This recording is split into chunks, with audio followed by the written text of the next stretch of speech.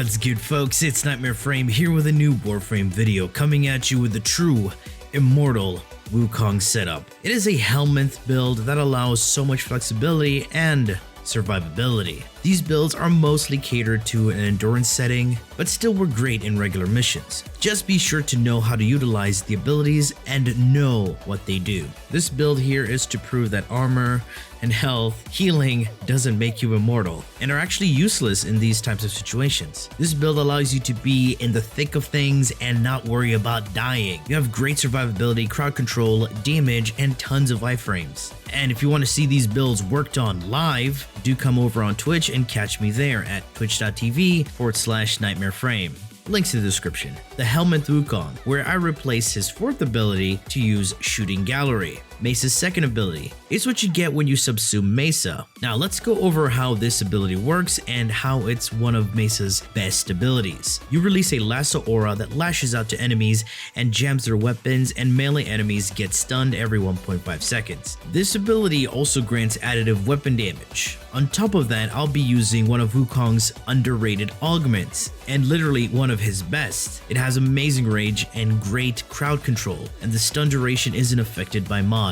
You basically hold your ability and have your clone stomp the ground, and it lifts enemies like Rhino Stomp, and it doesn't require line of sight. Alright, let's take a look at the build. Brief respite in the aura for the energy to shield conversion. More energy spent, the more shields you regain, which actually helps us with shield gating. I will get into that a bit and showcase it in action. Prime sure-footed for the 100% knockdown resistance, duration at 155% with prime continuity, giving Cloudwalker and Defy 3.1 seconds of invulnerability. The range at 175 with stretch and augur reach for the 14-meter stagger and stun with Cloudwalker, 21-meter knockback with Defy, 28-meter radius with Shooting Gallery, and finally 35 meters stomp with Celestial Twin. Natural talent for the increase in casting speed, making all his abilities instantaneous and fluid. Rolling Guard for the additional iframes and status cleansing. Arcane Energize for the energy regen, Strike for the attack speed increase. This build keeps you moving, and it's not a build that has you camping corners or holes. Now, before I demonstrate how busted this combo is,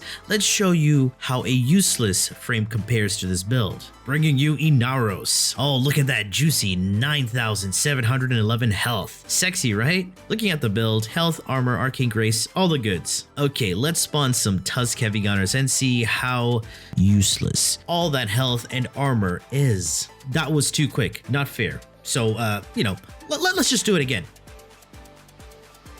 Whew, boy.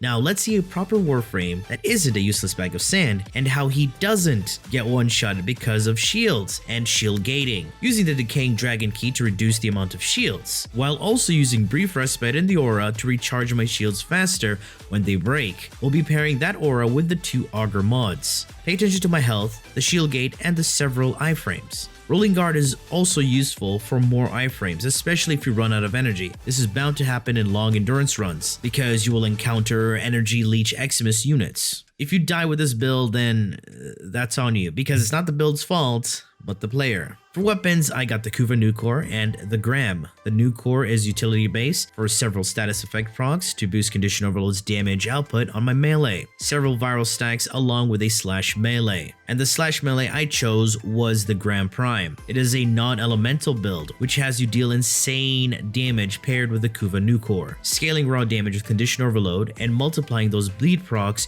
with Prime Smite. And the 10 viral stacks we get from the Kuva Nucor, it's a lot of damage. Crits with Blood Rush, Prime Reach, always have range on your melees, always. Double attack speed mods because Gram needs it, it has horrible attack speed. Weeping Wounds for the scaling status chance, so we get to proc our bleeds ever so often. And Organ Shatter to multiply our crits. Alright, I do hope you've enjoyed and learned something from this video, and if you did, feel free to leave a like, share, and subscribe for more Warframe content, streams, and so much more. Do refer to the description. Thanks for watching, and as always, peace.